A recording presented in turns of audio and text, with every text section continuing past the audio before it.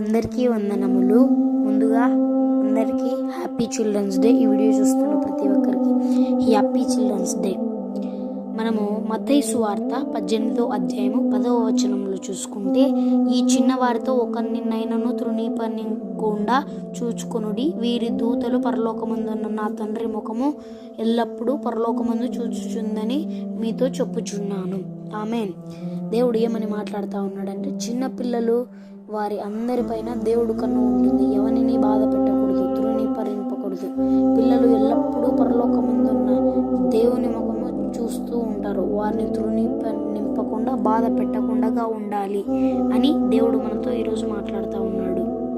మరి మనము సామెతల గ్రంథం 22వ అధ్యాయము 6వ వచనంలో చూసుకుంటే, బాలుడు నడవవలసిన త్రోవను వానికి నేర్పుము, వాడు పెద్దవాడైనప్పుడు దాని నుండి తొలగిపోడు.